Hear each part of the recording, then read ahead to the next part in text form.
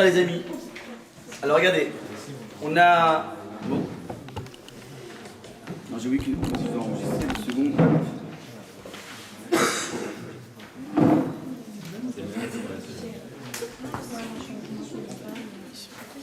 Donc c'est parti. Bonsoir tout le monde. Bonsoir. Ça va ? Je t'interromps une seconde. Pas de soucis.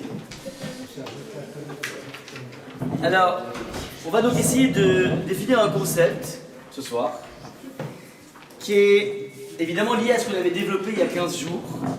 On a fait ici un cours et c'est pas grave si on n'a pas assisté.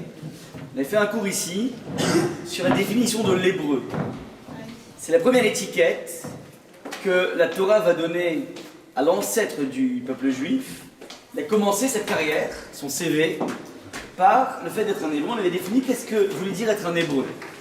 Je ne reviens pas là-dessus, c'était cette folie d'un individu qui passe sa vie à aller au rebours de toute la bien-pensance, qui va à rebours de tout ce qui se fait et qui est capable d'assumer sa vérité jusqu'au bout. Et ce Avraham Avinu, on avait vu qu'il va avoir une progéniture incroyable. L'hébreu, le terme hébreu, va venir habiller d'autres personnages qui ne sont plus à l'époque des Hébreux, mais qui vont manifester dans d'autres domaines le même type de folie. Ça, c'est vraiment hyper succinct, ce qu'on a développé sur le concept d'hébreu. Maintenant, on va passer maintenant au concept de juif. Et vous connaissez toujours la technique pour pouvoir définir une notion. Il faut exactement, bravo, je vois que ça commence à rentrer, c'est génial. C'est un concept qui nous est enseigné par le Gaon de Vilna, par le Rav Tzadok HaKohen plus tard. Tu regardes la première occurrence du mot dans le texte de la Torah, et c'est là qu'elle trouve finalement sa pleine définition. Et les prochaines occurrences ne seront que des épiphénomènes, des épidéfinitions de cette notion en question. Alors, on va fonctionner de façon très simple. On va aller repérer grâce à Rabbi Google, ou bien grâce à un petit peu de connaissance, la première occurrence de la notion de Yehudi, donc juif, ça se dit Yehudi. Vous savez que Yehudi vient en fait d'un personnage biblique qui s'appelle Yehuda, c'est très simple. Bon. Donc on va voir quand est-ce que apparaît la première fois le terme Yehuda, le nom Yehuda, et c'est lui qui va nous renseigner sur l'essence de la notion de Yadout, de judaïsme. Voilà un petit peu la démarche. Alors, je dis le texte de la Torah, donc c'est un texte qui est lié à la paracha, donc c'est la paracha de cette semaine, paracha de Vayetse. Je dis le texte de la Torah que on avait donc un couple un peu bizarroïde, Yaakov, qui était marié avec sa bien-aimée, Rachel, qui était marié aussi avec la femme accidentelle, Léa, parce qu'en fait il avait consacré 7 ans de sa vie pour pouvoir obtenir Rachel. Finalement il se fait gruger, on lui met Léa le jour de la nuit de noces, bref, donc il va se marier avec Léa, et puis ensuite il va se marier avec Rachel, et donc il est là avec deux épouses. Et de façon assez complexe, Léa avait une stérilité, Rachel avait une stérilité, puis petit à petit, Léa est en train d'échapper à ce fatalisme des matriarches, de commencer une vie dans la stérilité.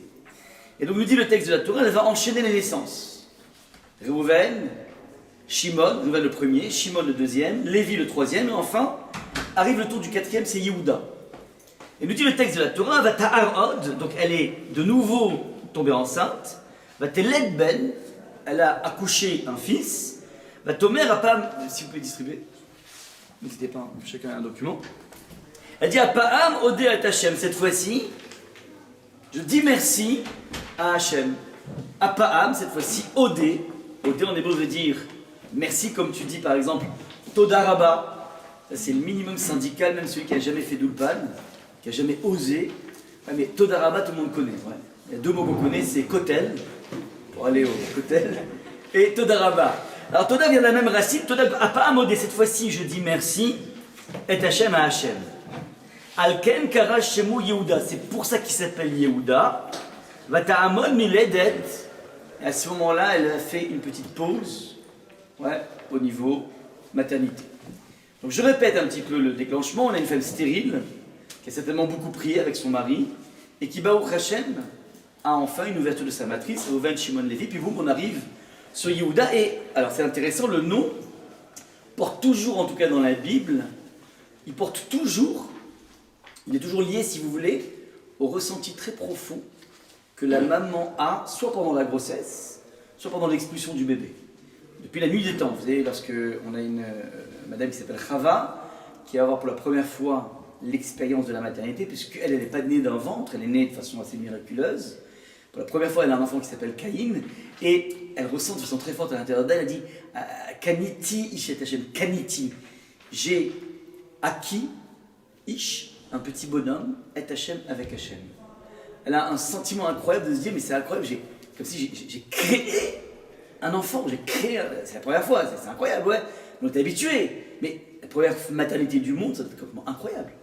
Elle a créé un enfant, c'est comme, elle est presque dans une position de Dieu. Elle crée un homme, de Kaniti, elle a une expression énorme. Et donc l'enfant s'appelle Caïn, Kaniti, Caïn. Il y a toujours donc une consonance qui est intimement liée au ressenti profond de la maman au moment où elle a cet enfant. Alors là, en l'occurrence, elle ressent le besoin de dire merci à Hachem. En tant que tel, il y a déjà un bug logique. Alors, vous savez quel est le bug logique ici? Le bug religieux, appelez-le comme vous voulez. On peut remercier au premier enfant. Exactement. La logique aurait été, tu sors d'une stérilité, si tu dois donner un nom de remerciement à Hachem, Jean Yehuda, ou bien, très souvent, les personnes qui sortent de stérilité, enfin sortent de grands problèmes au niveau gynécologique, ils ont galéré pour avoir des enfants, très souvent vous verrez des noms du type, c'est pas obligatoire, mais des noms du type Netanel, ça veut dire Hachem il a donné, ou Nathan, Hachem il a donné, ça veut dire il a fini par donner, c'était un don gratuit, ou Hananel, par exemple, Hananel ça veut dire il a donné gratuit. Ouais. C'est-à-dire qu'à chaque fois, il y a toujours un nom qui est lié en fait à l'aspect totalement miraculeux. Il y en a qui l'appellent Nissim aussi d'ailleurs, Nissim, c'est-à-dire c'est le Nes, c'est le miracle. On s'y attendait pas, on a galéré pendant 20 ans et puis il est arrivé le miracle. Et là en fait ce qui est assez bizarre, c'est qu'apparemment Léa elle va attendre la naissance du 4e enfant pour commencer à dire merci. Ça paraît presque ingrat. Ça, c'est le premier bug au niveau logique, bravo. Tout le monde est d'accord? On continue dans le texte. Alors, jusque-là donc, apparemment, elle exprime ici donc son sentiment de remerciement. Apa'am odé, cette fois-ci je dis merci. Et je vous ai amené ici dans l'encadré un enseignement du Talmud, du traité de Brachot, page 7, qui vient ici proposer une lecture extrêmement sophistiquée. C'est d'ailleurs tout ce qui se passe toujours dans le Talmud. Le Talmud en fait va toujours porter un regard qui est inattendu. Un regard qui est vrai, qui rentre dans le texte, mais auquel on n'aurait pas pensé. Il est toujours décoiffant, il est toujours surprenant. Et là, en l'occurrence, donc, le Talmud se fait l'écho de Rabbi Shimon Bar Yochai. Rabbi Shimon Bar Yochai, en fait, c'était le maître qui a écrit le livre de la splendeur, le livre du Zohar. Vous savez, c'est ce fameux maître qui s'est enfermé avec son fils dans une grotte pendant 13 ans d'affilée. Il n'a vécu que de façon extrêmement chiche, c'est-à-dire à manger des caroubes, des graines de carubier, et à prendre un tout petit peu d'eau grâce à un ruisseau qui coulait autour de la grotte. Et pendant 13 ans, le bonhomme, il est rentré, comme on dit, en top. Ouais, il a fait une top pendant 13 ans, pas 1 an ou 2 ans. Ouais, mais 13 ans durant lesquels il était totalement plongé dans la compréhension du monde, la compréhension de la Torah, dans sa couche la plus sophistiquée, dans sa couche, on va dire, la plus profonde. Et il a livré à la postérité un livre qui est ce qu'on appelle le livre du Zohar, le livre de la splendeur, à partir duquel vont être drainés tous les enseignements de la mystique juive.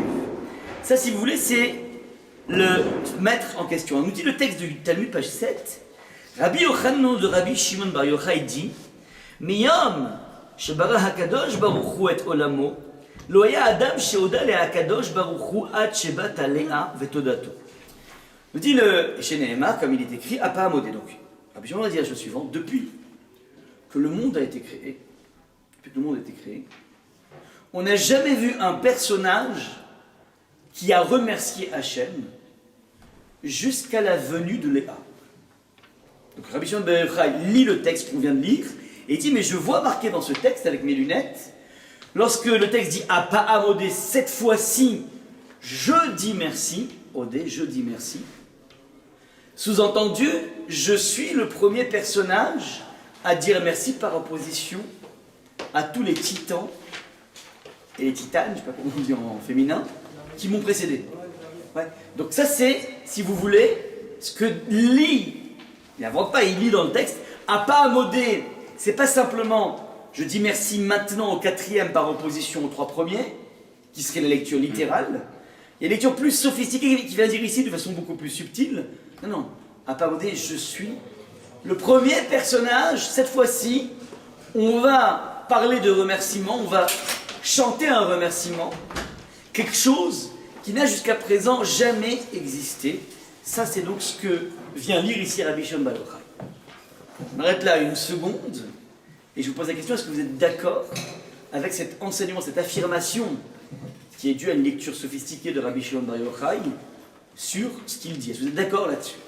Est-ce qu'effectivement on peut affirmer, comme le dit Rabbi Shimon Bar Yochai, que le premier personnage à avoir entonné un merci, avoir dit merci à Hachem, c'est en fin de compte Léa? Tu n'es pas d'accord? Non. Ouais, vas-y. Attends, il voulait d'abord... J'imagine que Sarah, quand elle fait Yitzhak, son fils, c'est aussi qu'elle était théodée à Hachem. Alors, il dit, a priori, j'ose imaginer que Sarah a déjà dit merci.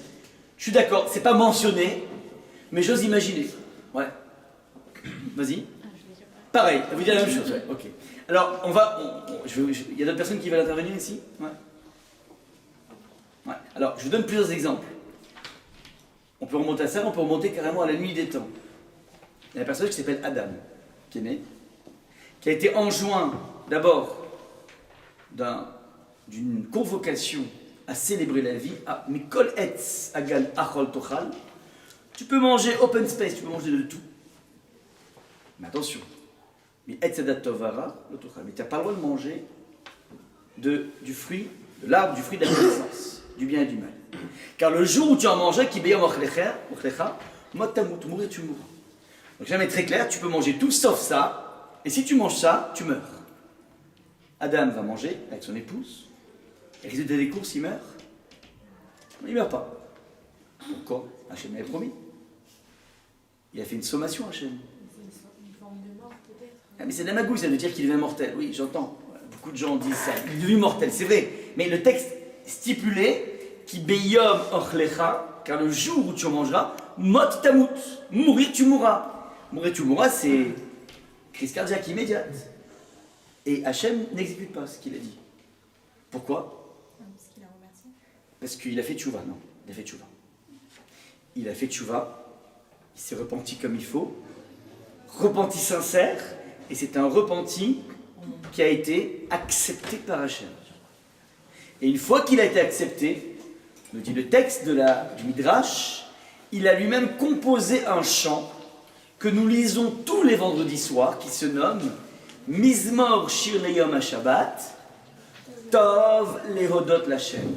Tov, ça fait du bien, Lehodot Lachem, de remercier Hachem.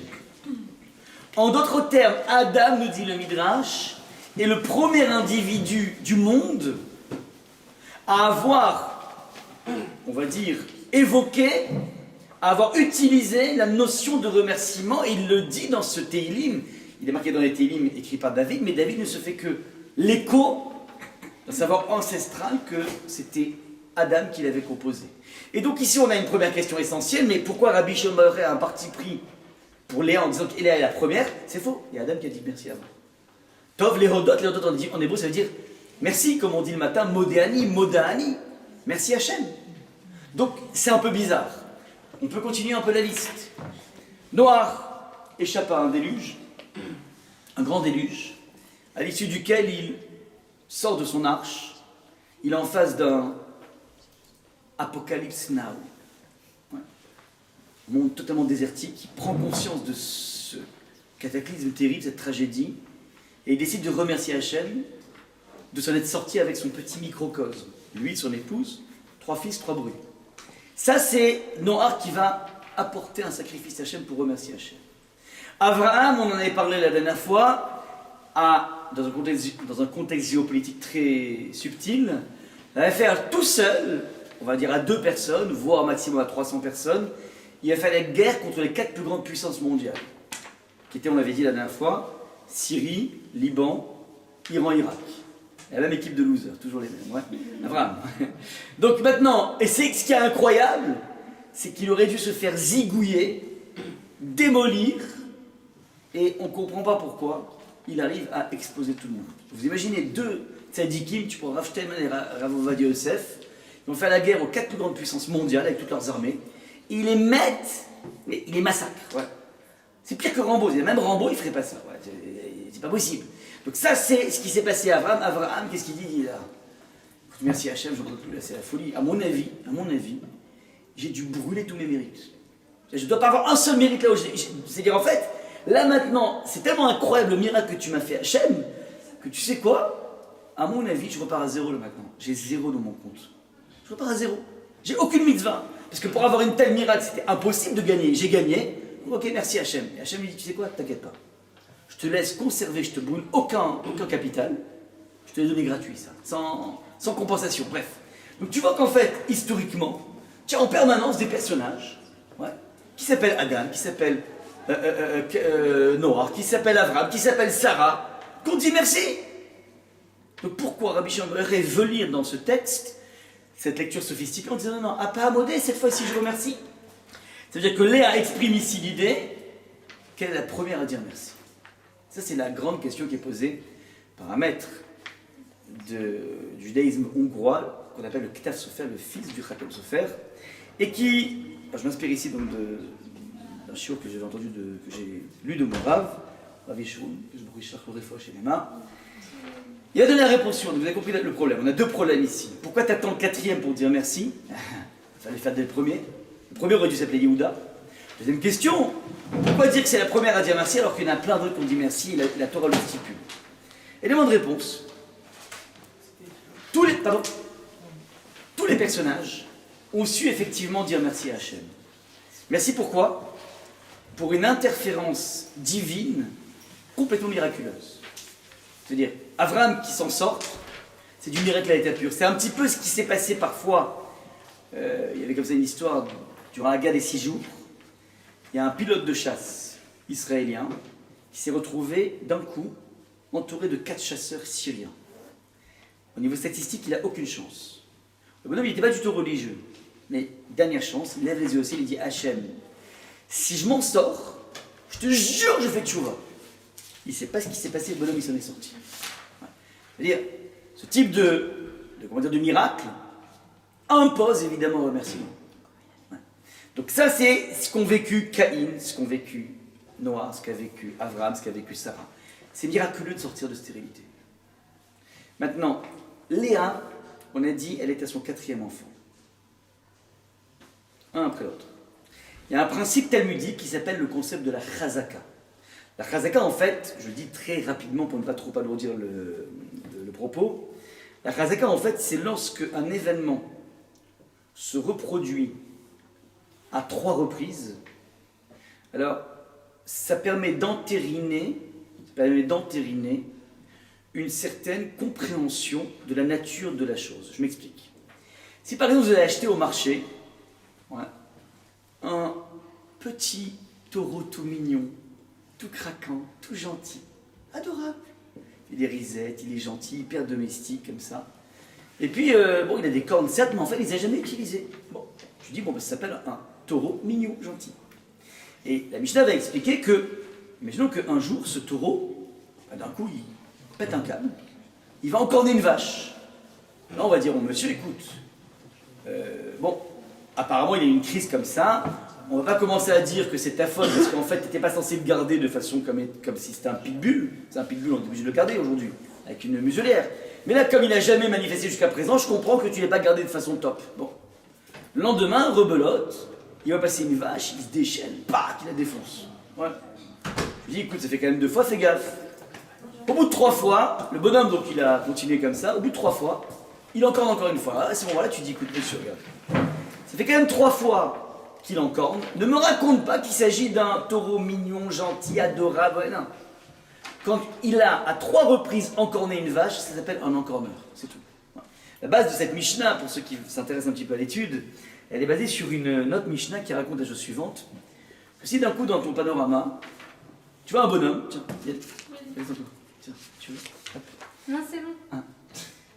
Si tu vois par exemple dans ton panorama un bonhomme comme ça qui d'un coup en pleine lune décide d'aller danser sur les tombes d'un cimetière. Un copain à toi. Je dis c'est péchu ça. Wow. c'est bizarre, qu'est-ce qui lui arrive? Bon, tu dis, bon, il y a eu un comme ça, une crise, bon, tu dis, bon, c'est pas grave. Le mois d'après, encore une fois à la pleine lune, tu le vois en train de manger de la viande crue. Tu dis, c'est bizarre, qu'est-ce qui arrive à Max en ce moment-là? C'est bizarre, ouais. Puis le mois d'après, en pleine lune, tu le vois marcher dans la rue comme ça, mais sur les mains. Alors tu dis, bon, une fois il a eu une crise de je sais pas quoi, une autre il a eu d'un coup hyper faim à la viande, et une troisième fois il marche sur les mains. Là je vais pas dire, au bout de 3 fois, je vais pas dire, bon ben il a eu encore une crise. Non, je vais dire, oui, tu sais quoi en fait, Max c'est un fou. J'ai une explication qui peut justifier ces 3 comportements bizarroïdes. Plutôt que de dire qu'il a eu 3 crises différentes, je vais dire en fait non, il y a un point commun dans tout ça, c'est un fou. Comme je vais dire sur un animal, c'est un encordeur, il a dévoilé ici qu'en fait c'était pas un taureau tout mignon, c'est un taureau comme tous les taureaux, c'est des défonceurs. Ouais. Donc c'est un petit peu l'idée. Alors l'idée qu'on va dire ici, c'est qu'une fois que Madame Léa, qui était stérile, va enchaîner les naissances, 1, 2, 3. Au bout de 3 fois, ouais, elle est en train de dévoiler maintenant qu'elle n'est plus une femme qui est stérile. Parce que lorsque se répètent 3 choses, une fois tu dis, ben c'est un miracle, Hachem m'a donné. 2 fois, au bout de 3 fois, tu dis, c'est pas 3 miracles. Tu dis, évidemment, la vie c'est un miracle, mais là tu dis, bon, elle est devenue en fait une femme normale. Une femme normale qui n'a pas de problème, eh ben, elle peut enchaîner les naissances, tant qu'elle a de la force, elle peut en faire. Ouais. Donc l'idée est la suivante, c'est que le 4e est la preuve vivante que c'est une femme normale, et c'est là qu'elle décide, de tout simplement commencer à dire merci. Ça veut dire que Léa, et c'est ça la particularité de Léa, est le premier personnage à dire merci à Hachem, non pas pour quelque chose de miraculeux et d'exceptionnel. Le bonhomme qui va, que Dieu préserve, échapper à un cancer, ou autre domaine qui peut provoquer des soucis, échapper à un contrôle fiscal, ou plein de choses dans la vie. Tu dis c'est du miracle parce qu'avec tous les comptes complètement tordus que j'ai fait, c'est quand même incroyable que le contrôleur fiscal qui est tellement aguerri, il a loupé une page. La page qui était ouais, le truc. Donc tu dis c'est un miracle, c'est pas possible. Donc là tu dis c'est du miracle, mais l'enjeu ici c'est quoi? C'est que Léa est en train d'initier quelque chose de tout à fait nouveau. C'est la faculté à dire merci à Hachem pour les choses les plus normales de la vie. Et cette attitude de Léa va évidemment avoir pour nous une incidence à titre de responsabilité. Si nous nous appelons des Yehudim, du nom de Yehuda, ouais, on aurait pu très bien s'appeler des Binyaminim ou des Gadim, ça aurait été un petit peu fashion comme Gad Elmaleh, quoi. On aurait été des Gadim, ouais. Ou bien Zevululim, là c'est un petit peu, ouais. Pourquoi tu t'appelles Yehudim? Il y a 12 tribus, ouais, Ménaché, Ephraïm, il y a plein de tribus. Pourquoi tu choisis juste Yehuda? Je ne sais pas pourquoi on a choisi Yehuda, mais une chose est sûre, c'est qu'une fois qu'on s'appelle nous Yehudi, la première des choses qu'on te demande en tant que juif, c'est pas simplement d'aller dire merci lorsque tu as réussi un examen hyper compliqué, qui tient de la miracle. C'est être capable, dans le métro, boulot, dodo d'une vie ultra récurrente, dans laquelle, a priori, il n'y a que très rarement des incursions du divin dans ta vie, être capable de dévoiler que le divin est aussi omniprésent dans la normalité de ta vie. Un juif se lève le matin, c'est incroyable quand on y réfléchit, il dit waouh, waouh, non là on se lève aussi parce qu'on est fatigué, donc c'est comme ça, mais c'est aussi waouh, tu te rends compte, je me suis réveillé ce matin, Modéani, merci Hachem. Mais pourquoi t'es dans cet état-là, quoi? C'est normal que tu te réveilles, tout le monde se réveille. T'as un problème, c'est-à-dire quoi? T'es cardiaque? Non, pas du tout. Tu fumes des choses un petit peu bizarres? Ouais. Non, pas du tout. T'as un souci médical? Non, pas du tout. T'as eu un accident? Non, pas du tout. Mais t'as quel âge? T'as 99 ans pour te dire que c'est incroyable, ce matin je me suis levé? Non, non, j'ai 35 ans, en pleine forme, mais t'as des... Non, mais je suis en pleine forme, je fais du sport, et ouais. Bah, ok, au niveau statistique, t'as aucune chance de pas passer la nuit. Ouais, t'as raison. Statistiquement, t'as raison. Mais comme disait Keynes, la statistique, très grand économiste, la statistique est la forme suprême du mensonge. C'est vrai que statistiquement, un candidat sain n'a aucune raison de ne pas passer la nuit, mais on ne sait jamais. On ne sait pas comment fonctionne la vie. Et donc moi, je suis toujours dans cette perspective de me dire, waouh, c'est incroyable, je suis encore en vie. Tu m'as ôté ma neshama hier soir, et tu me l'as rendu ce matin, je te dis merci Hachem. Et regardez comment se déroulent toutes les premières brachot de la journée. Ce sont des brachot à shvar, de louange, en disant, c'est incroyable, tu sais quoi? 1, 2, j'ouvre les yeux et je vois. J'arrive même à discerner entre la nuit et le jour. Ouais. J'arrive à regarder mes WhatsApp le matin. Ouais. Mais c'est incroyable. Mais c'est un miracle. Et j'arrive à marcher sur mes pieds. Et tu m'as donné tout ce dont j'ai besoin. Ouais, tout ça, c'est une éducation d'un juif à exprimer cette dimension juive. C'est-à-dire, je suis capable de dire merci sur les choses les plus simples de la vie. Ça, c'est la première définition d'un juif, le premier rôle d'un juif, c'est de repérer dans sa vie que rien ne va de soi. Il n'y a rien qui va de soi. Et être capable à chaque moment de se dire merci à Hachem. Alors, c'est dur de le faire en permanence. Et c'est la raison pour laquelle le Rav Friedlander explique qu'il y a une technique à mettre en place, une véritable musculation. Tu vas, par exemple, te dire qu'à partir de maintenant, 5 minutes par jour, je vais essayer d'être un petit peu plus à l'écoute de ce qui se passe autour de moi et me dire que tout vient d'Hachem. Un retard dans le bus, les personnes que j'ai croisées, en disant que ce n'est pas simplement anodin ou fortuit, tout n'est que l'expression de la volonté d'Hachem. Et donc, d'un coup, commencer un petit peu à m'éveiller, on va appeler ça l'ouverture du Wi-Fi avec Hachem. Ouais, je suis passé de mode avion, qui s'appelle la léthargie de tout un chacun, et je sors de ce mode avion, je me mets en mode données, comment on dit, comment ça s'appelle 4G. Non, 4G, mais ça veut dire, c'est, comment ça s'appelle Données mobiles, ouais, données mobiles ouvertes, ouais. C'est-à-dire que j'ai une possibilité maintenant, je vais essayer de me connecter à ce qui se passe 5 minutes par jour, et petit à petit, il y a quelque chose qui est en train de s'éveiller en moi, cette prise de conscience que tout vient d'Hachem, et donc, comme tout vient d'Hachem, il me fait sans arrêt des clins d'œil, je vais lui répondre en disant merci Hachem. Ça, c'est la première définition d'un juif, maintenant. Je vous ai marqué ici, dans la suite, donc il y a tout, à partir de cet enseignement du Talmud, Volbe va monter une véritable méthodologie, Volbe va monter une véritable méthodologie pour essayer de s'éveiller à l'incidence que ça peut avoir dans la vie, cette démarche du remerciement. Nous dit le Rav Volbe, il amène ici une Gemara très intéressante dans Beitza, qui dit la chose suivante, regardez. Rabbi Shimon ben Gamliel, donc notre maître de la Mishnah, Rabbi Shimon ben Gamliel, Anoten pat le tinok tsarich leodia leimo. Vous dit le texte du Talmud, la chose suivante.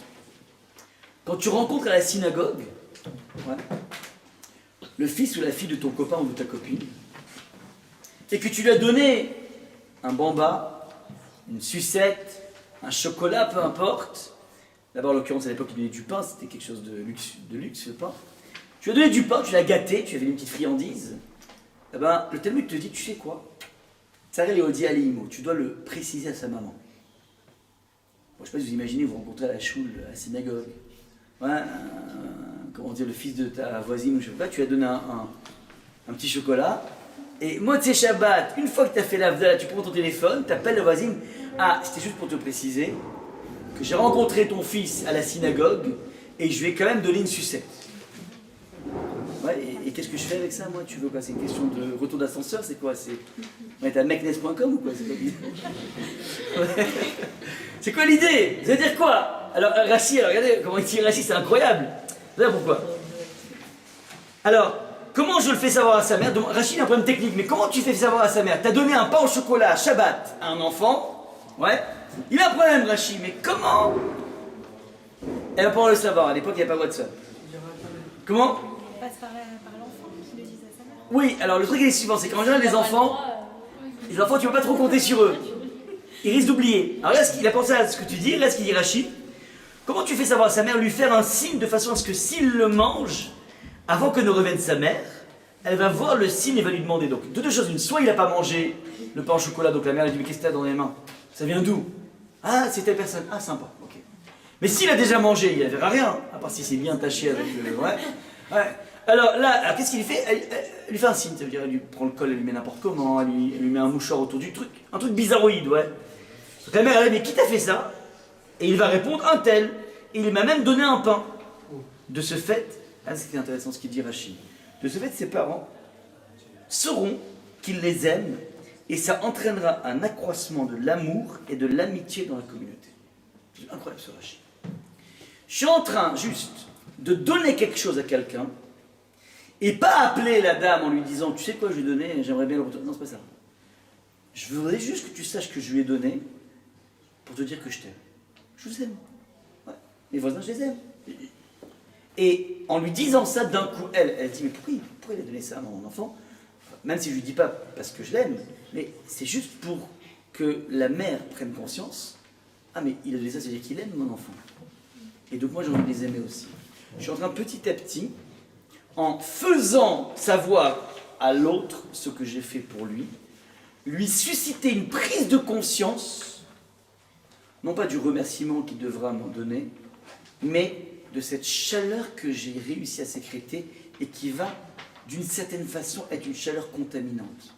J'ai créé de la chaleur avec cet enfant, par le biais de cet enfant, et la personne va récupérer une chaleur, et donc elle-même, elle sera enclin à renvoyer cette même chaleur. Donc c'est un petit peu ce climat qu'on met en place pour construire une communauté. Deuxième point, nous dit Rav Wolbe, donc la première des choses, c'est l'amplitude de la chose que ça peut avoir. Ça ne concerne pas que ma relation avec la personne qui est en face de moi, mais ça peut créer un véritable move à l'intérieur d'une communauté. Deuxième point essentiel, nous dit Rav Wolbe, c'est qu'en fait, il y a un avantage lorsqu'on dit merci, c'est que ça oblige à verbaliser. Quelle est la puissance de la verbalisation? Il y a un truc extraordinaire qui est amené par Rashi, au détour justement d'une mitzvah qui est consacrée totalement à la notion du merci. Une mitzvah dans la Torah qui s'appelle la mitzvah des Bikurim. Alors, les Bikurim, c'est très simple. Lorsque, à l'époque, on avait le temple à Jérusalem, alors si par exemple tu avais un petit lopin de terre en Israël, je dis bien en Israël, dans l'Israël biblique, et que tu avais donc dans ce lopin de terre, tu cultivais des arbres fruitiers, parmi les 7 espèces, c'est-à-dire la date, la grenade, la figue, toutes ces espèces des 7 fruits d'Israël, alors tu avais un devoir, lorsqu'arrivait le printemps, et vont petit à petit arriver tous les bourgeons de l'arbre, tu avais un devoir de repérer le premier bourgeon. C'est assez simple, parce qu'en fait, quand tu es en mode hiver, tu as juste des branches, puis d'un coup, il y a quelque chose qui commence un petit peu à poindre, et c'est à l'époque de mars-avril à peu près, et tu sens quelque chose, une sorte de bulbe qui est en train de monter, et là tu peux repérer le premier bourgeon, des tiges. Tu entoures ce bourgeon d'un fil rouge, et une fois que le bourgeon va éclore et va devenir une fleur puis un fruit, tu devras repérer ce fruit, le prendre, le saisir, le mettre dans un panier, et te débrouiller pour amener ce panier à Jérusalem. Même si tu habites dans le nord, à Kriyat Shmona, tu habites dans le sud, à Be'er Sheva, à Netanya, peu importe, tu vas avec une brouette au temple, et tu dois amener, on va dire, le fruit, le premier fruit de ton labeur. Je vous donne une traduction. Imagine que tu peux enfin mettre une plaque, vous savez, en zinc. Docteur Ben Soussan, bac plus 10. Imagine qu'on te demandait à ce moment-là, écoute mon ami, c'est magnifique, mais n'oublie pas qu'il y a un devoir au niveau d'Hachem. Le premier mois, toutes les ordonnances pour Hachem. Là, c'est un peu plus compliqué. C'est un peu compliqué. Je me rappelle, moi, j'avais fait donc, dans le cadre de ma grande école, j'avais fait donc un stage obligatoire. Et j'avais dégoté un super stage. Dans un cabinet des Big Five, on appelait ça, Deloitte & Touch. Et un super stage, il était insupportable ce stage, il était suffocant en travail, mais il était hyper bien rémunéré. À mon époque, c'était en l'année 94, alors j'étais rémunéré 10 000 francs. C'est 1 500 euros aujourd'hui, mais en fait, en pouvoir d'achat, je pense que c'était plutôt 3 000 euros que 1 500 euros. Donc, c'était vraiment une aubaine de folie, 10 000 francs. Et d'un coup, est arrivé dans mon compte, j'étais déjà, on va dire, entretenu par mes parents. D'un coup, arrive comme ça dans mon compte 10 000 francs par mois. D'un coup, tu vois. Et qu'est-ce que je fasse avec ça, moi? À votre avis? Première des choses, ça paie comme jamais. Évidemment, tu n'en as pas besoin. T'as pas de loyer à payer, t'as rien à payer. Ça paie comme jamais. Après, j'ai acheté une super raquette de tennis. C'est le kiff, quoi. Donc ça, c'était la mentalité. Maintenant, on m'aurait dit, ça va pas ou quoi? Le premier mois pour HM, compliqué. Je veux juste vous dire ça, pas pour vous dire que je suis un rigolo, mais parce qu'en fait, les paysans, c'est pas évident pour eux. Comment ils ont réussi à avoir ce fruit? Ils ont d'abord planté une graine, ils ont labouré, ils ont bêché, ils ont arrosé, ils ont pris Hachem qui est de l'eau qui tombe, et au bon moment, et pas de façon trop grosse. Bref, c'est un contact colossal déjà. Maintenant, enfin, par Hachem, tu as le fruit de tout ce que tu as labouré. S'en départir, c'est compliqué. Eh bien, on le fait. Mais non, c'est quelque chose de super beau. Comment? C'est quelque chose de magnifique de faire ça. Ah, celui qui arrive à le faire, c'est magnifique, mais c'est pas évident. S'en départir. Maintenant, dans la procédure, regardez ce qui est marqué. Tu te présenteras, je suis dans le grand 1 petit 2b. Tu te présenteras au pontife qui sera alors en fonction, et lui dira, je viens dire en ce jour, devant l'Éternel ton Dieu, que je suis installé dans le pays que l'Éternel avait juré à nos pères de nous donner. Donc, tu dois faire ici une déclaration en grande pompe. C'est-à-dire, non seulement tu amènes toutes les offrandes, tu amènes donc tous les fruits en question, chacun des arbres, mais qui plus est, tu dois faire un discours, et le discours, tu vas dire, c'est extraordinaire ce qui s'est passé dans l'histoire du peuple juif, mon grand-père est mort en Égypte, mon père est mort dans le désert, moi j'ai pu enfin rentrer en Israël, j'ai un lopin de terre, c'est magnifique, merci Hachem. En 2 mots, on dit merci Hachem. Mais le dit Rashi, et tu diras, donc tu dois faire une déclaration. Et Rashi explique, Ve'amarta elav, donc tu devras dire, c'est quoi? She'einecha kafui tova. Que tu n'es pas quelqu'un d'ingrat. C'est-à-dire, le rôle du discours en grande pompe est là pour valider que tu n'es pas une personne ingrate. Tu dois dire les choses pour valider que tu n'es pas une personne ingrate. Qu'est-ce qui est bizarre dans ce rachis? Qu'est-ce qui est bizarre? Je répète, tu amènes les fruits, mais tu vas te cantonner que d'amener les fruits. Tu dois en plus faire cette déclaration. Me dit Rachid, car si tu ne fais pas cette déclaration, je t'appelle un ingrat. Vous êtes d'accord avec Rachid? Ben non, parce que... Ben non, pourquoi pas, ouais. Vas-y. Moi? Ouais. Non, parce que le fait d'amener les fruits, déjà, c'est montre que... On manifeste un remerciement. Je dis, c'est compliqué d'amener les fruits. Donc le fait que le bonhomme, il amène ses fruits, c'est déjà en tant que tel. Ouais. Même si c'est, on va dire, un cinéma muet. Mais ça s'appelle un remerciement objectif. Pourquoi? Comment? Ça sera pas à contre-cœur peut-être, alors que le dire déjà ce sera moins. Mais tu peux aussi le dire à contre-cœur. C'est ça. Oui, mais le fait de le dire. Ouais, l'action qui rejoint la parole. Alors, en fait, c'est ça qu'il faut comprendre, la subtilité de Rachid, c'est de dire que nous, on aurait dit intuitivement, c'est quoi un ingrat? C'est celui qui fera rien. Le mec, il dit, bon, ok, demain, j'y vais. Demain, le mec, il se garde ses fruits, tu vois. Ça, c'est l'ingrat. Quoi, je comprends pas. Hachem, il t'a aidé, il t'a permis de rentrer dans ce tas d'Israël. T'es pas capable de donner une chose, un fruit, t'es pas capable. Mais t'es écœurant. Ouais. Lui, c'est l'ingrat. Pour moi, c'est ça. Mais celui qui amène, il paye, donne son chèque, il fait sa cotisation. Alors juste, il n'a pas dit merci en même temps qu'il donne le chèque. Mais tu t'en fiches, ça. Ce qui compte, c'est qu'il a donné, il s'est investi, le bonhomme. Peut-être qu'il réalise que c'est Hachem qui lui donne tout ça, donc il le remercie. Oui, mais le fait que j'amène les choses, ça s'appelle un remerciement en tant que tel. On fait un appel à la tzedaka. Vous inquiétez pas, je le ferai pas. C'est juste factice, vous inquiétez pas, calmez-vous. Restez là, je vous en supplie, restez là, ouais. Donc imaginez, ouais, qui donne, ouais. Qui 50, 100, ok. Et après, tu sais, quand t'es venu donner 50 €, t'as même pas dit merci, que je les accepte. C'est vrai, tu me donnes 50 €, c'est magnifique. Qu'est-ce que tu veux de plus? Donc, alors, la subtilité est la suivante. Vous savez, on touche du doigt un peu l'idée. C'est une idée essentielle dans la vie. Lorsque tu vas arriver, tu as une action sur laquelle tu greffes une déclaration. Action-déclaration. La déclaration va te permettre de venir un peu plus déployer à la fois tes dimensions intellectuelles de connaissance. Ça veut dire, c'est vrai que mon action indique que tout ça vient d'Hachem, mais en le disant, c'est encore plus vrai à l'intérieur de ma tête. Plus que ça, ça réveille, nous dit le Chinour aussi, toute ma sphère sentimentale. Je vais aimer un peu plus Hachem, pas simplement en lui donnant, mais je l'aimerai encore plus si je lui fais une déclaration. Ça veut dire, ça va développer, déployer toute ma sphère sentimentale. La parole, elle crée quelque chose qui n'existait pas. Elle déploie un micro-sentiment, une micro-idée, parce que tout le monde est capable de dire tout vient d'Hachem. Mais est-ce que c'est quelque chose qui te fait vibrer? Non. Maintenant, si tu le dis, alors d'un coup, il y a quelque chose qui est en train de se développer. Ouais, donc, en d'autres termes, on a ici une idée que j'ai une conscience de remerciement, mais si cette conscience de remerciement ne débouche pas sur une expression verbale, si elle n'est pas cristallisée dans une parole, d'une certaine façon, elle reste potentielle. Mais vous avez dit qu'elle peut ne pas être sincère. Alors, aussi pas sincère, mais même si mon acte est sincère, il est infiniment moins puissant que si j'avais accompagné cet acte d'une déclaration, parce que je vais mettre en branle maintenant avec ma déclaration ma sphère intellectuelle et ma sphère Oui, sentimentale. mais cette déclaration, elle peut ne pas être sincère. C'est-à-dire Ok. que celle-ci sans... Ouais, mais fort à penser qu'un individu qui a peut-être beaucoup prié pour Hachem, alors, ouais, après, évidemment, on peut toujours faire le médic.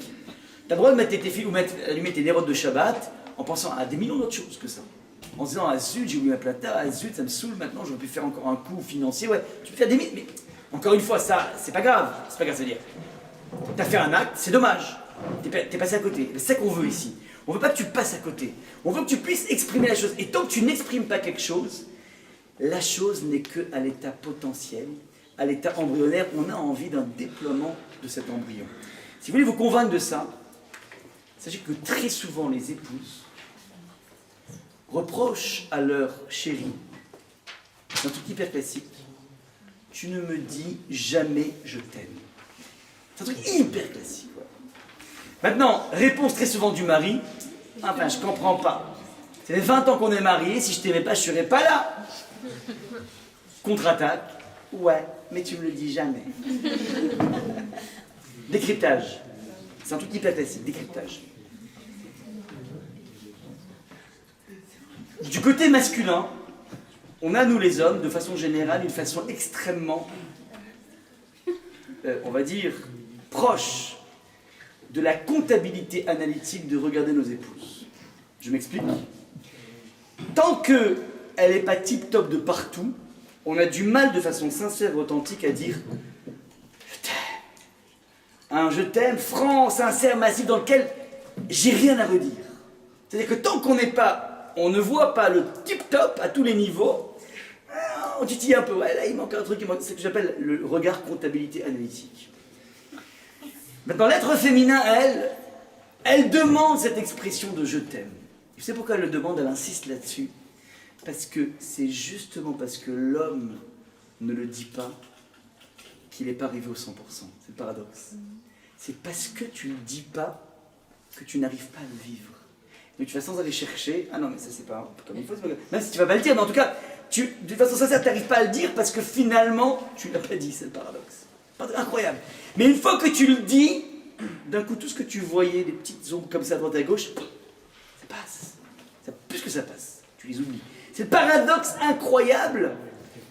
Et je m'explique. Parce que les mecs, ils comprennent en général. C'est normal, ouais. Je t'explique. C'est justement parce que la personne ne se lance pas à dire je t'aime qu'il n'arrive pas à arriver à 100% de satisfaction. Il est à 80%, 90%, mais il y a toujours 10% qui ne sont pas comme il faut. On passe notre vie à bricoler nos conjoints. On passe notre vie. On passe notre vie à ce bricolage, ouais. Maintenant, c'est parce que tu ne manifestes pas je t'aime que tu es encore en train de bricoler. Tu es en train de chercher ces 10%. Si tu dis le je t'aime, il va sécréter chez toi. Au contraire, un élargissement de ta vue. Et plus que ça, un éveil beaucoup plus puissant au niveau sentimental. C'est le même principe. Donc ça, c'est ce qui est marqué au niveau donc, de la verbalisation. Maintenant, je l'ai déjà dit plusieurs fois, mais je le répète, ça c'est très important. La maman, Léa, a voulu exprimer, on l'a dit, un sentiment de gratitude, de merci à Hachem. L'enfant va s'appeler Yehuda.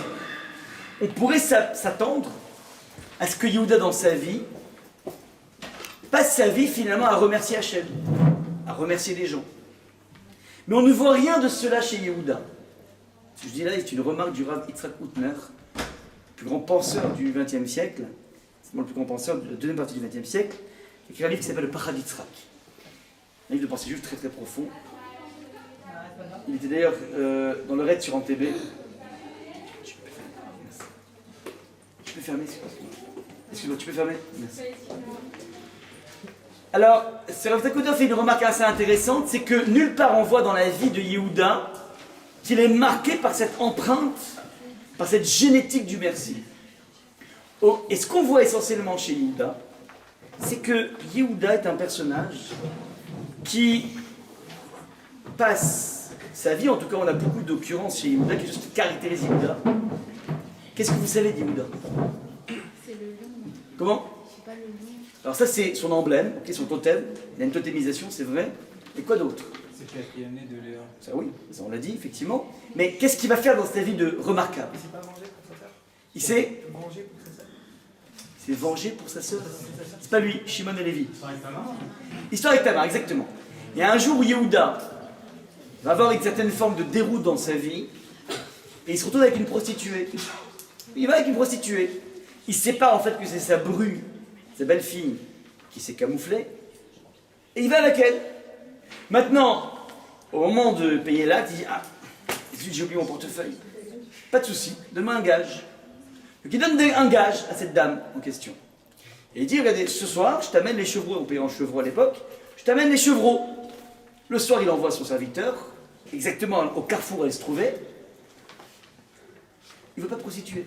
Il demande alors d'accord, il n'y a pas de prostituée, non, il n'y a pas de. C'est pas de Boulogne ici, on n'est pas au bout de Vincennes. Non, il n'y a rien. Un quartier tranquille, pépère, ouais, bon. Donc, le bonhomme, il n'a pas réussi à payer son truc, et elle a ses gages. Bon. Et il se trouve qu'en fait, normalement, Tamar, donc c'est sa fameuse bru Tamar, était censée rester tranquille, se réserver finalement au fils de Yehuda. Puis d'un coup, dans cette position, il était censé rester tranquille, ouais, sans histoire. D'un coup, on commence à voir son ventre qui commence à poindre. Et c'est pas par trop d'absorption de Nutella ou je ne sais quoi, parce qu'il pointe de façon assez classique en termes de grossesse. Et donc on comprend, enfin lui il comprend ici, que Madame Tamar est allée s'amuser, alors qu'elle a été réservée à monsieur, fils de Yehuda. À ce moment-là, ben, ça s'appelle une certaine forme d'adultère, donc elle doit être punie par rapport à cet adultère. Et au moment où elle est censée donc récupérer sa sanction, juste avant, le moment fatidique, elle précise, voilà, Hakerna, je tiens à dire que la personne de laquelle je suis enceinte m'a donné ces ustensiles. Maintenant, personne ne savait à qui partaient ces ustensiles, si ce n'est au propriétaire, c'est-à-dire Yehuda. Et Yehuda, à ce moment-là, aurait pu très bien faire l'abruti. Ah d'accord, très bien, on essaiera de lui redonner. Ouais. Et que fait Yehuda devant tout le monde? Il fait une reconnaissance de paternité. Tzadka mimeni. Il a la grandeur d'âme d'être capable de reconnaître son incartade, et ceci devant tout le monde. C'est ça qui va marquer à jamais Yehuda et toute sa tribu. C'est des personnes qui peuvent dans la vie faire des bêtises, mais qui sont capables d'assumer leur rôle et les implications de ce qu'ils font. C'est pour ça que Yehuda est une graine de leader. C'est quoi un leader? C'est pas une personne qui fait jamais d'incartade, c'est pas une personne qui ne fait pas de faute. C'est un individu qui est capable d'assumer tout ce qu'il fait. C'est ça les boss. Les vrais leaders dans une communauté, c'est des personnes qui savent avancer dans la vie. Il y aura des écueils, il y aura des problèmes, mais c'est pas grave, on crée des choses, on est capable de s'excuser par rapport à ce qu'on a fait. Donc Yehuda est le personnage emblématique qui est capable de reconnaître les bêtises qu'il a faites. Il sait dire pardon. Et ce qui est extraordinaire, c'est qu'en fait, elle est enceinte de 2 enfants, et de ces 2 enfants vont naître, un des 2 enfants va naître le Mashiach. Quelque chose de totalement messianique dans cette reconnaissance, ouais, qui a permis donc de nous donner la venue l'ancêtre de David. David va naître justement de cette union. Bon. Maintenant, on a une mère qui dit Animodé Hachem. Hachem, Toda, merci Hachem. Son fils, l'Hérodote, c'est pas je dis merci Hachem, c'est l'Hérodote en hébreu veut dire reconnaître. Modé Miktsat Ataanas, en Talmud, c'est-à-dire il est capable d'avouer. L'Hérodote en hébreu veut dire avouer, j'avoue. D'ailleurs, on fait ce qu'on appelle, ça vient de la même racine, on fait ce qu'on appelle à Kippour le vidouille. C'est quoi le vidouille? Les hidvadot. On vient reconnaître, avouer, on vient s'avouer. C'est pas un curé, Chas Shalom. Les hidvadot, c'est une forme pronominale. Ouais. C'est comme les hitlabèches, s'habiller, on s'avoue ses fautes, on se dit, on se verbalise les bêtises qu'on a faites pour cristalliser les choses et pour essayer de les dépasser. Donc il y a ici une idée qu'une mère est capable de dire merci, l'Hérodote, et un fils, il est modé, c'est pas dire merci, c'est reconnaître ses torts. C'est un glissement de la notion de l'Hérodote. Et le Rav Forman va amener un truc magnifique, et c'est ça qui est extraordinaire. Il dit que l'Hérodote veut aussi dire dans la Torah, non pas que merci, ni j'avoue, mais l'Hérodote veut aussi dire une autre dimension. C'est quoi les Hodot? C'est quoi? Pardon? Ah, j'ai cru entendre, ouais. Tfila. Quoi n'est-il là? C'est pas la tfila? Alors, pratiquement, on le retrouve dans la tfila, on le retrouve lorsqu'on dit Alken Chayavim, les Hodot, les Kales, les Shabéa, dans la Haggadah de Pessah, dans le Hallel de Pessah, on dit, pardon, on doit louer Hachem. Louer, ça veut dire waouh, comme tu es grand Hachem. Comme tu es grand Hachem. C'est une louange. Donc, je dis, les Hodot veut dire trois choses différentes. D'un côté, pardon. Alors, on va voir. D'un côté veut dire merci, de l'autre veut dire je m'excuse, pardon, et de l'autre veut dire je reconnais chez toi quelque chose de grand. Il n'y a pas que chez Hachem qu'on peut reconnaître ça. Tu es à côté d'un copain ou d'une copine dont tu apprécies le zen. Toi, tu es plutôt genre hyper excité dans la vie, tu es stressé, et tu es à côté d'une personne, tu dis mais c'est pas possible, quoi. Soit il fume des joints du matin au soir, soit il a une zen attitude, mais c'est incroyable d'où ça vient. Ouais, non, dans la vie, zen. On a loupé le truc, on fait ça, mais tranquille, zen, ouais. Je dis, waouh, mais comment tu fais? Mais comment tu fais? Ou bien, tu vois une personne, elle t'éclate au niveau hospitalité. Incroyable. Toi, t'es plutôt du genre, servez-vous si vous voulez. Et tu vois, la personne, il arrive, tac, aux petits soins, il pense à ça, il pense chacun, la science du détail et tout. Tu sais vraiment, tu m'en bouches un coin, quoi. Je suis impressionné par toi. Ça, c'est donc les Hodot, ça veut dire, je loue une qualité que j'ai pas forcément. Bon. Maintenant, Forman fait une remarque magnifique au niveau de la linguistique juive. Il est impossible dans ce qu'on appelle le Lachon HaKodesh, c'est-à-dire la langue de la création, il est juste impossible d'avoir un même terme qui veut dire Léodot, qui puisse désigner trois choses différentes. C'est-à-dire, on va dire le principe de l'homonyme existe dans les langues créées par des hommes, donc en français, en tout ce que vous voulez, mais pas en Lachon HaKodesh. Si le même terme indique trois situations différentes, le pardon, le merci ou le je te loue, je t'admire, c'est que forcément il existe un lien intrinsèque entre ces trois situations. Quel est ce lien? Je vais vous dire tout de suite. C'est que dans chacune de ces situations, on est toujours en présence d'une situation qui est déséquilibrée, parce qu'en fait il y a ce qu'on appelle entre guillemets un riche et un pauvre, on va traduire tout de suite, et qui paradoxalement va se rééquilibrer par le biais de la verbalisation. On va tout de suite expliquer. Par exemple, imaginez qu'un enfant ait chippé 1 euro dans le porte-monnaie de sa maman. Truc qui est arrivé à plein d'enfants, à l'âge de 4 ans, 5 ans, je pense que j'ai dû faire ça moi aussi, certainement, ouais. T'as envie d'avoir un petit peu de pouvoir d'achat pour acheter des bonbons ou je sais pas quoi. Tu sais qu'il y a un sac de ta maman qui est toujours un petit peu fourni. Tu dis, bon, elle voit pas, tac, je pique un petit euro, comme ça j'ai un petit peu d'argent de poche. Truc hyper basique. Bon. Maintenant, imaginez que la maman le chope. Max vient ici. Et Max, il arrive comme ça, avec la main, comme ça. Ouais. Max vient ici. Qu'est-ce que t'as fait, là? Rien. Montre-moi ta main. Montre-moi ta main. Max, je sais, tu m'as pris 1 euro, rends-moi 7 euros. Il donne l'euro. Ok. Maintenant, Max, je veux que tu me demandes pardon. Tu me demandes pardon. Tu me demandes pardon, Max.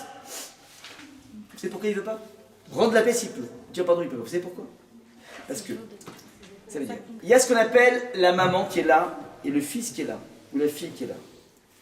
Lui, il a l'impression que, bon, déjà, il se sent hyper morveux, ouais, parce qu'en fait, il a piqué. Il sait qu'il a piqué, il sait pas bien de piquer.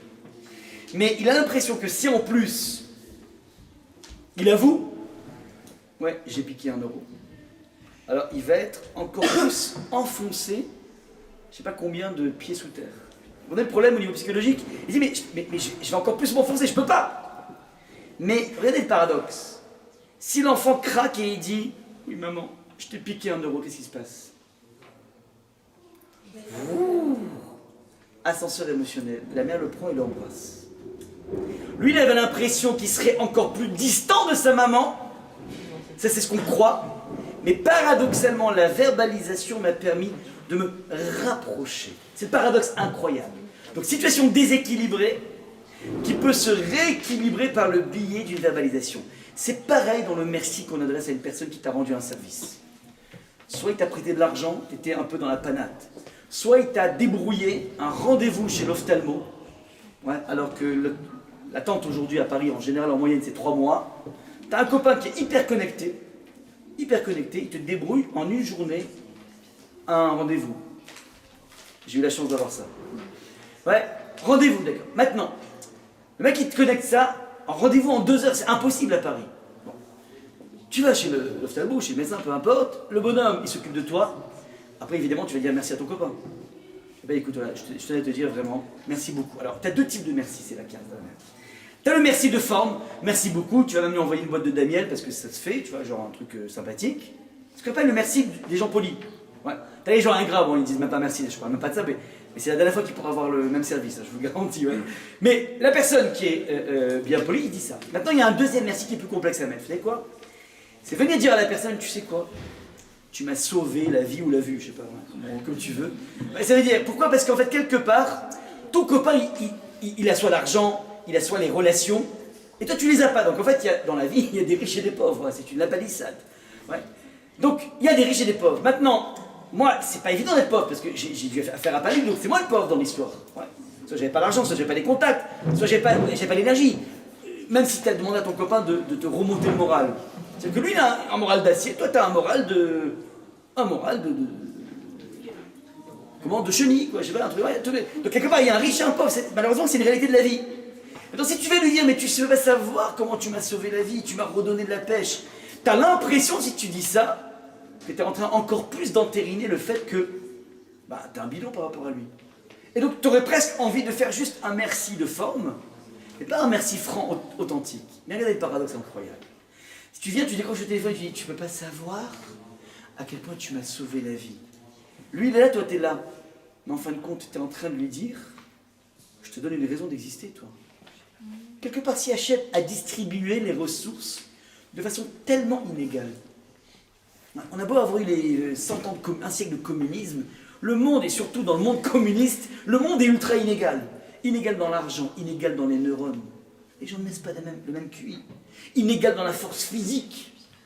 Ouais. Vous voulez vous comparer aux athlètes qui naissent, mais aucune comparaison. Impossible.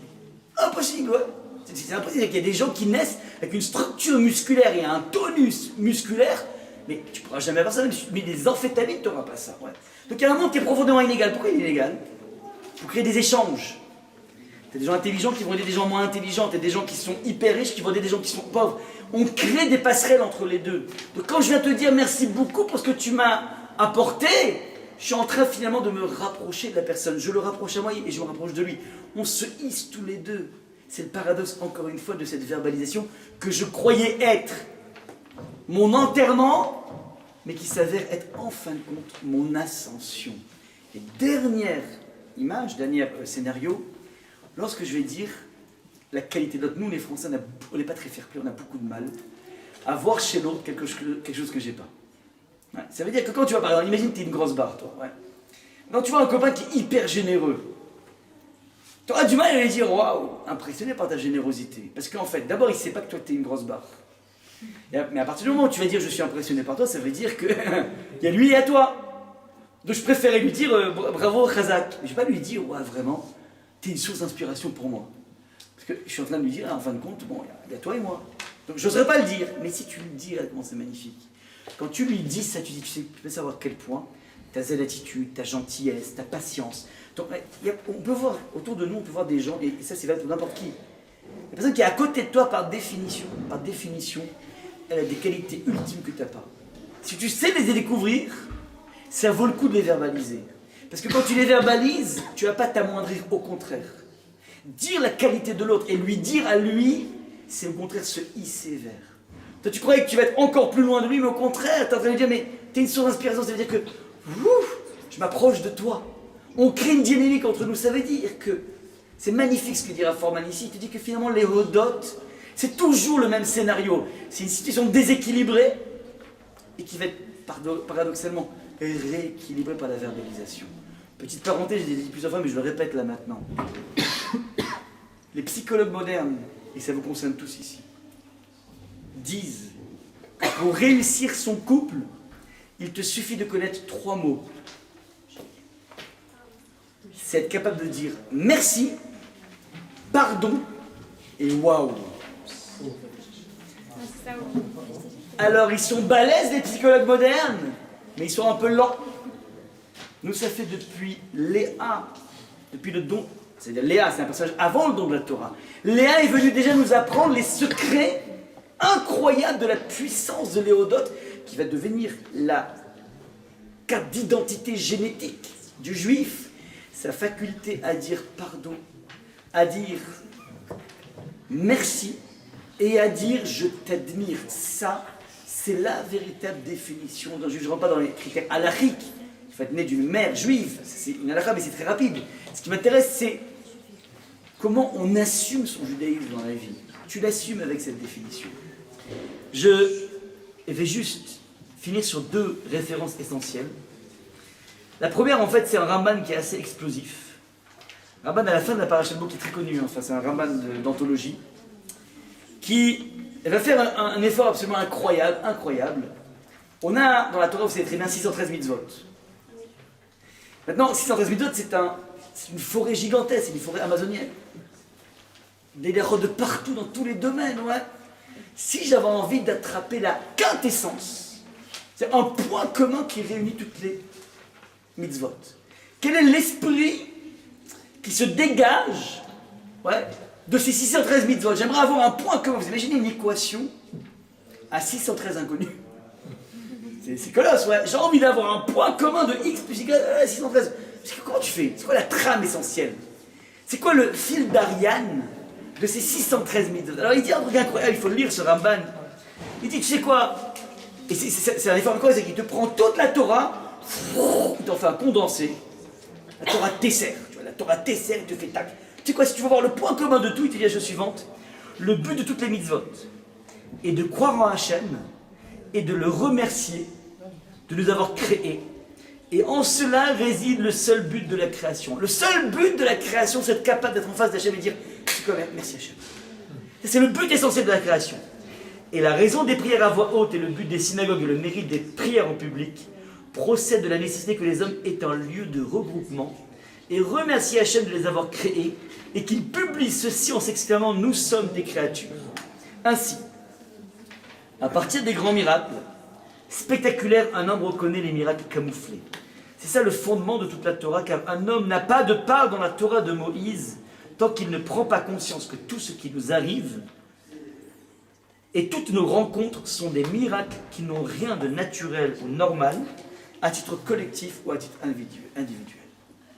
Le Ramban, il te fait un truc absolument incroyable, il dit un seul but dans la vie de toutes les mitzvot, c'est créer un lien de remerciement avec Hachem. Un remerciement pourquoi? Pas simplement pour la dimension totalement... Excuse-moi.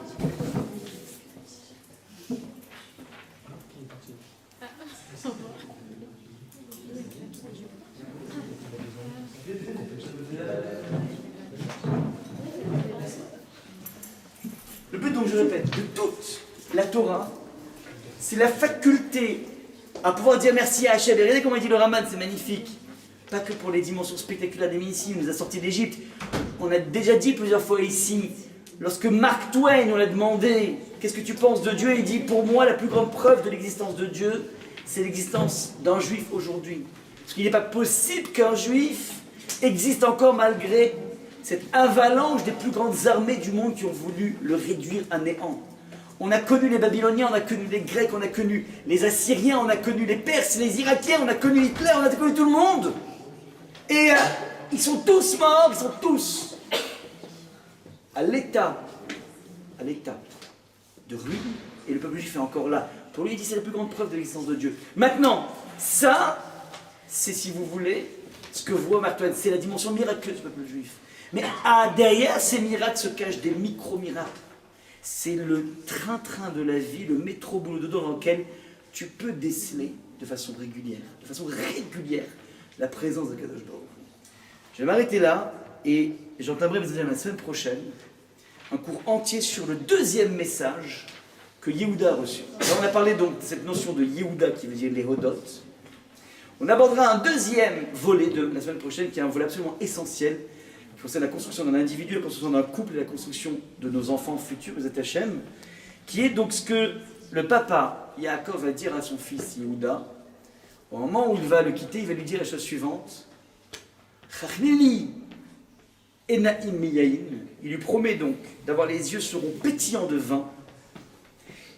Ou leven shinaim echalav, et tu auras les dents blanches par le lait. C'est la promesse que Yaakov a donnée à son fils Yehuda. En d'autres termes, tu auras des terrains tellement vastes de prairies qu'il y aura énormément de vignobles, énormément de prairies dans lesquelles il y aura des vaches. Et donc à force d'avoir des vignobles, tu auras du vin qui va couler à gogo et du lait qui va couler à gogo. Et donc tu en auras les dents blanches et tu en auras les yeux pétillants. On va voir comment cette façon très poétique de parler va avoir une incidence absolument fondamentale pour la construction d'un individu. Je vous laisse en teasing pour la semaine prochaine, Be'ezrat Hashem. Donc on essaiera de développer de façon très très forte ce secret que Yaakov a donné à Yehuda particulièrement et qui va nous accompagner dans la vie, dans notre construction en tant que juif. Et donc on clorera ici les 3 volets essentiels de ce qui s'appelle être juif. C'est d'abord être hébreu, on en a parlé il y a 15 jours, il y a une semaine, je ne sais plus. Deuxième volet, la dimension de l'Ehodot, Yehudi. Troisième volet, les Ven Shineim Echalav qui a été dit à Yehuda la semaine prochaine. Je vous remercie. Bravo.